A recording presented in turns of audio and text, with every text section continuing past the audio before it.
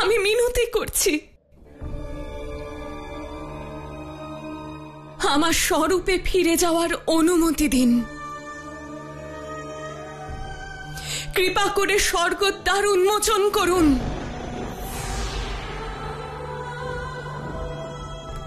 আমি প্রস্তুত।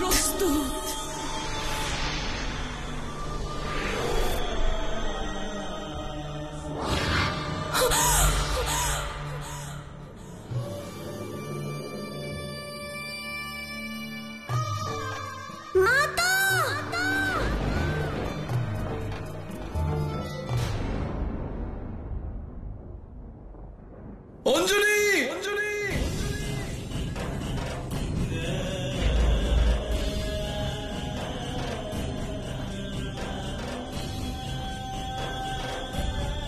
মাতা, চোখ খুলুন মাতা। মাতা, উঠুন মাতা, আমার সাথে কথা বলুন, উঠুন। অঞ্জলি, অঞ্জলি কি হয়েছে তোমার? মাতা, উঠুন মাতা। মাতা,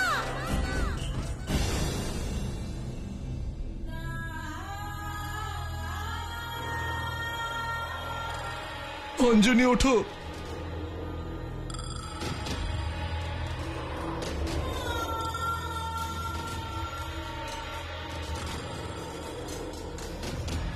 কুমার, দেবী অঞ্জলি ইহলোক ত্যাগ করেছেন।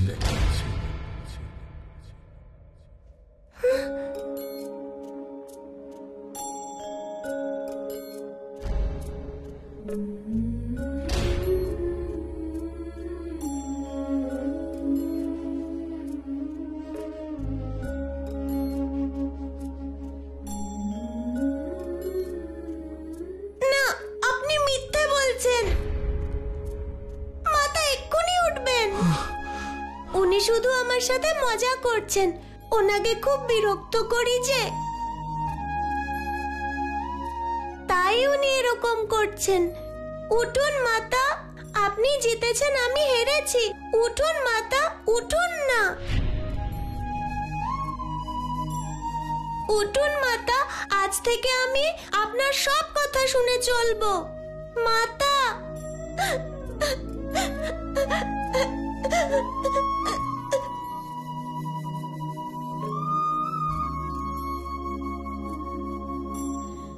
মাতা উঠুন না। মহারাজ, দেবী অঞ্জনি সমাধি প্রাপ্ত হয়েছেন। মহাদেব, কিন্তু ওনার কুষ্টি অনুযায়ী এই সময় মৃত্যুযোগ ছিল না, অর্থাৎ ওনার অকাল মৃত্যু হয়েছে।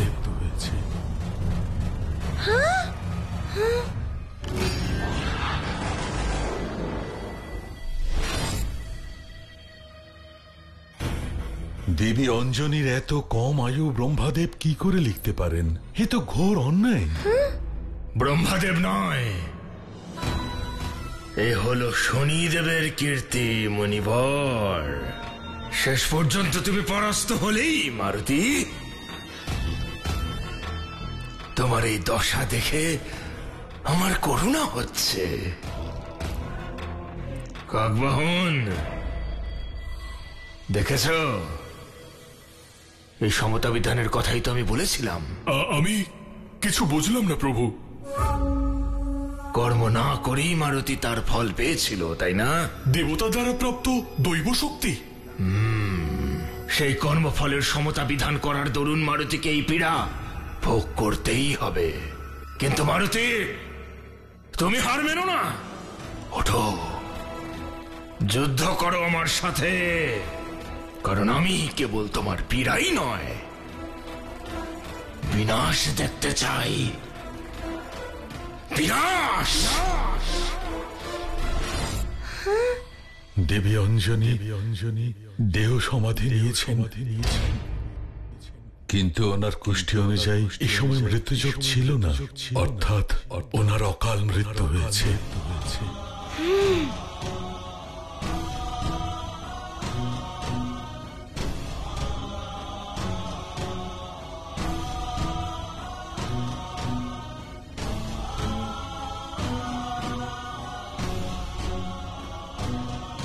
সমগ্র সংসারের শক্তিও একত্রিত হলে আমাদের কেউ আলাদা করতে পারবে না।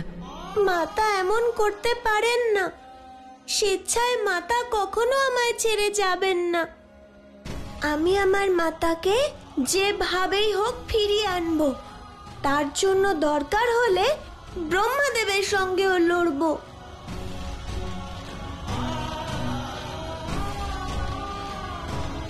অঞ্জলি,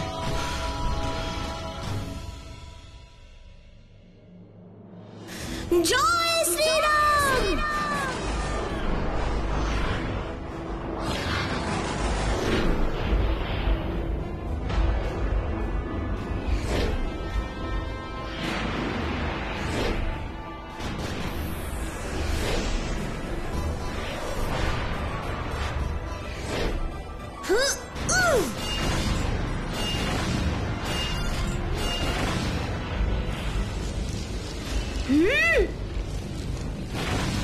ব্রহ্মাদেব, আপনি আমার মাতার সাথে অন্যায় করেছেন।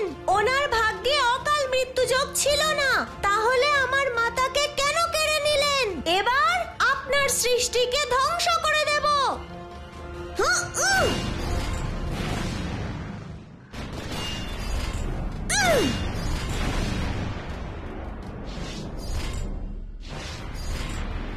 মারুতি,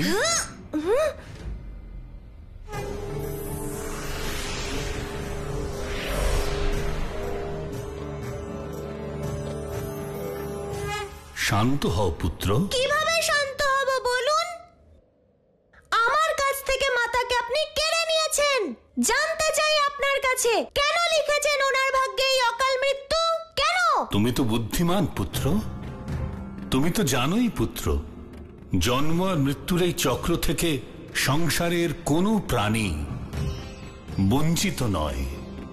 আর আমি জানতে না পারলেও প্রত্যেক ঘটনার জন্যই কোনো না কোনো কারণ অবশ্যই থাকে পুত্র।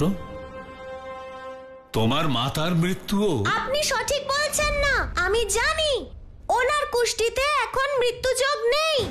আমার মাতার প্রাণ ফিরিয়ে দিতেই হবে, নয়তো সব শেষ করে দেব।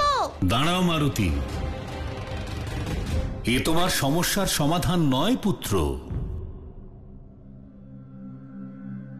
কৃপা করুন প্রভু, মাতাকে ছাড়া আমি জীবিত থাকতে পারবো না। মৃত্যু তো যমরাজের অধীন পুত্র। কার আয়ু কখন সমাপ্ত হবে তা নির্ধারণ তিনিই করেন। তাহলে আমি ওনাকেই জিজ্ঞেস করব। দাঁড়াও, স্মরণে রেখো পুত্র, ক্রোধে কোনো সমস্যার সমাধান করা যায় না, বুদ্ধি দ্বারা বিবেচনা করতে হয়। সেই কারণে তোমার এই প্রচন্ড ক্রোধকে শান্ত করো পুত্র। প্রণাম পরম পিতা।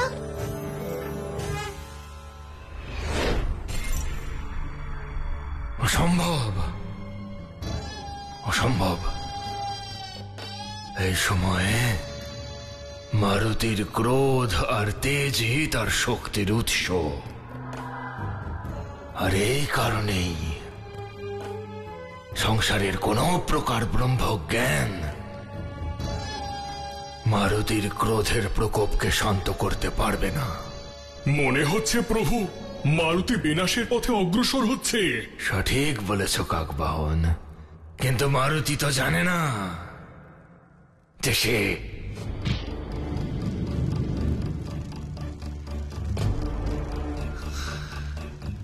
আগুনের সাথে খেলা করছে। কাকবাহন, সেই মুহূর্ত বেশি দূরে নয় যখন মারুতির ক্রোধের আগুনই তার পতনের কারণ হবে। তা কিভাবে প্রভু? নিজের প্রিয় মাতার অকাল মৃত্যুর জন্য সে যমরাজকে দায়ী করবে, আর ওই ক্রোধের বশবর্তী হয়ে যদি সে যমরাজকেই যুদ্ধে আহ্বান করে, তাহলে কি হবে কাকবাহন? তাকে যমরাজের প্রকোপের শিকার হতে হবে প্রভু। এবং ঠিক সেই মুহূর্তেই মারুতি করবে তার দৈব শক্তির অনুচিত প্রয়োগ। আর আপনিও সুযোগ পাবেন মারুতির থেকে সেই দৈব শক্তি ছিনিয়ে নেওয়ার প্রভু। হ্যাঁ কাকবাহন, আমি এই মারুতিকে এক সাধারণ বানর শিশুর রূপেই দেখতে চাই, এবং তবেই আমি মানব যে কর্ম এবং ফলের সঠিক সমতা বিধান হয়েছে।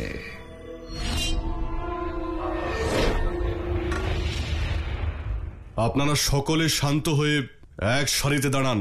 সকলের সময় আসবে। কে স্বর্গে যাবে আর কে নরকে, যমরাজ সকলের বিচার করবেন।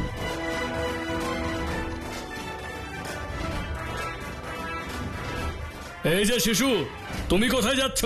যমরাজের সাথে সাক্ষাৎ করতে চাই। তবে কি বাকি আত্মারা বনবিহার করতে জমালয়ে এসেছে? আসতেই পারেন, আমার দরকার তো যমরাজের সাথে। যাও, ওখানে গিয়ে দাঁড়াও। মূর্খ বানর কোথাকার!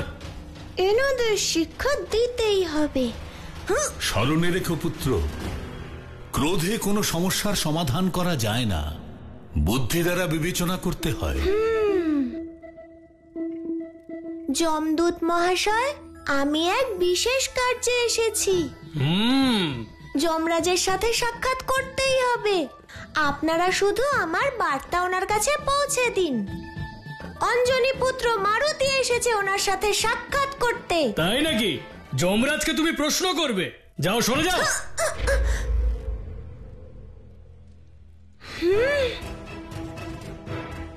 একটু ভুল করলেন আপনি।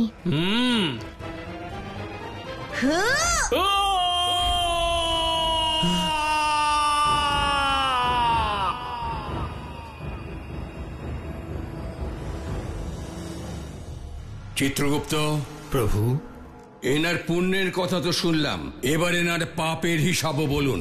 যথাজ্ঞা মহারাজ। ইনি কেবল নিজের বিষয় ভেবেছেন, নিজের প্রজাদের বিষয় নয়। যখন এনার রাজ্যে মহামারী হয়েছিল, ফসল নষ্ট হয়েছিল, তখন ইনি প্রজাদের কাছ থেকে কর আদায় করেছেন। একজন রাজার প্রথম কর্তব্য হল প্রজাদের রক্ষা করা, তাদের ভরণ পোষণ করা। চিত্রগুপ্ত মহারাজ, এনাকে নরকে প্রেরণ করো। যথাজ্ঞা। ক্ষমা করবেন প্রভু, এক বানর শিশু আপনার সঙ্গে সাক্ষাৎ করতে চাইছে। আর এই কারণে তুমি বিচার সভায় বিঘ্ন ঘটালে। ক্ষমা করবেন প্রভু, ওই শিশু খুবই জেদি। তাকে গিয়ে বলে দাও আমি কেবল তার সঙ্গেই সাক্ষাৎ করি যার বিচার করতে হয়। সকল আত্মার মতোই সে যেন অপেক্ষা করে। যখন সময় আসবে আমি তখনই সাক্ষাৎ করব। এবার বুঝেছো? অপেক্ষা করাই বুদ্ধিমানের কাজ হবে। ঠিক আছে, আমি সময়ের জন্য অপেক্ষা করব। মাতাকে ফিরিয়ে আনার জন্য কোথায় কোথায় পৌঁছে যাচ্ছে মারুতি। হ্যাঁ মাতা, মারুতির এই দশা আমরা সহ্য করতে পারছি না মাতা। মাতা, মারুতির এই প্রতীক্ষা ব্যর্থ হয়ে যাবে না তো মাতা? কত সরল মারুতি!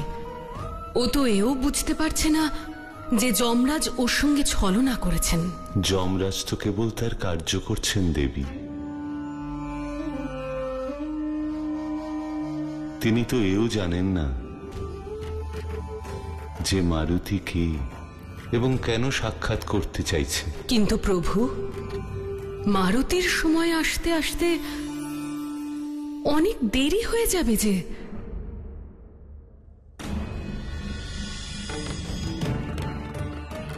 কতক্ষণ এভাবে দাঁড়িয়ে থাকবো? দেরি হয়ে যাচ্ছে। নারায়ণ নারায়ণ। প্রণাম দেবর্ষি। আপনিও যমরাজের সাথে সাক্ষাৎ করতে এসেছেন? না পুত্র, আমি তোমার মাতার সংবাদ পেয়ে খুবই দুঃখিত,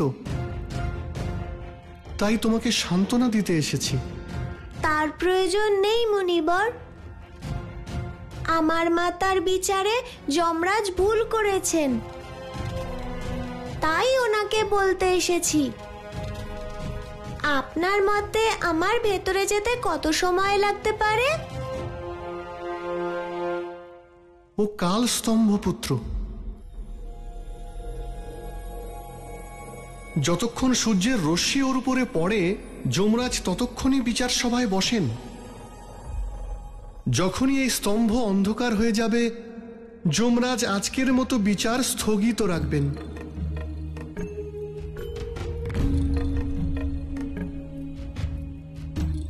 তাহলে আমি ওনার সাক্ষাৎ কখন পাবো?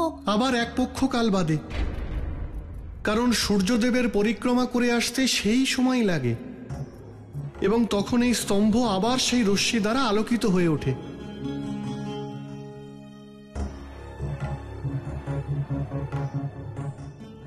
মারুতি, তুমি কি সুমেরুতে ফিরে যাচ্ছ? না, সূর্যদেবের কাছে প্রার্থনা করব উনি যেখানে আছেন সেখানেই ওনার রথকে স্থগিত রাখতে। এ তো সম্ভব নয় পুত্র, কারণ এতে সৃষ্টির গতিতে বাধা পড়বে। আমি দুঃখিত যে তোমার এই প্রতীক্ষা সম্পূর্ণ ব্যর্থ হলো। আমার কথা শুনে তুমি সুমেরুতে ফিরে যাও এবং যা হয়েছে তা ভাগ্যের লিখন মেনে স্বীকার করে নাও। নারায়ণ নারায়ণ। যমরাজ আমার সাথে ছলনা করেছেন, অর্থাৎ আমার মাতার অকাল মৃত্যুর জন্য উনিই দায়ী, তাই উনি সাক্ষাৎ করতে চাইছেন না। দেখেছ কাকবাহন, মারুতির ক্রোধ বেড়েই চলেছে। আপনার ষড়যন্ত্র সফল হতে চলেছে প্রভু। আমার অগ্রজ মৃত্যুর দেবতা যমরাজ আর মারুতি তাকে দোষারোপ করতে চলেছে। কেবল একবার যমরাজকে মারুতি তার ওই উদ্ধত্যের সাথে অপমান করার ধৃষ্টতা দেখাক, তখনই যে হবে আসল আনন্দ কাকবাহন, আনন্দ। শেষ হয়ে গেল, সব শেষ হয়ে গেল গুরুদেব। না মহারাজ, এখনো সবকিছু শেষ হয়ে যায়নি মহারাজ। আমার জন্য তো সব শেষ হয়ে গেছে। অঞ্জনী ব্যতীত আমি আমার বেঁচে থাকার কথা কল্পনাও করতে পারি না। কি করে বাঁচবো আমি অঞ্জনীকে ছাড়া? মহারাজ, আমি জানি এই সময় অত্যন্ত কঠিন। যদি আপনি ভেঙে পড়েন তাহলে প্রজাদের মনোবলও ভেঙে পড়বে। আপনি কেবল অঞ্জনীর স্বামী নন, আপনি সুমেরুর রাজা। আমার পূর্ণ বিশ্বাস আছে যে মহারাজ কেশরী রাজ কর্তব্য অবশ্যই পালন করবেন।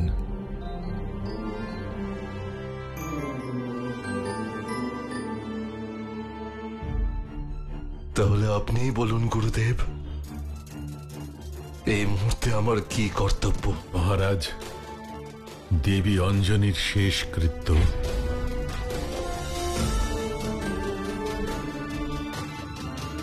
দেবী অঞ্জনী সকল দিক থেকে অসামান্য নারী ছিলেন, সুমেরুর গর্ব ছিলেন, এবং সেই গরিমার সঙ্গে তার অন্তিম যাত্রার ব্যবস্থা করুন।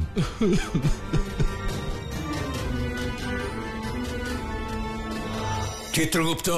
আজ্ঞে প্রভু। আজ সভা শেষ হতে কতক্ষণ বাকি? মহারাজ, কাল স্তম্ভের উপর থেকে সূর্যের রশ্মি প্রায় চলে গেছে, অর্থাৎ এই আজকের অন্তিম বিচার প্রভু। এর অর্থ হলো এরপরে আমি বিশ্রাম করতে পারি। আজ্ঞে মহারাজ।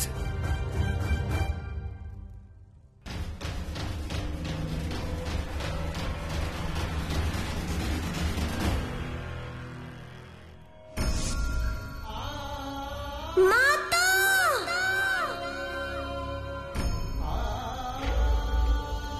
মাতা, চোখ খুলুন মাতা।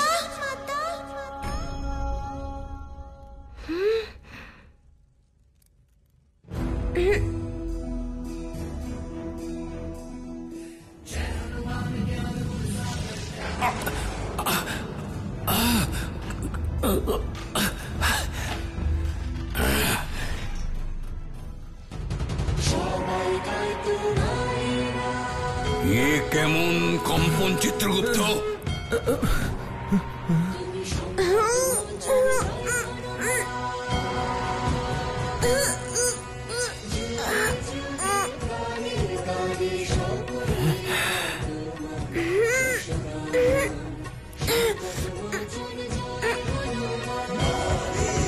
আশ্চর্য,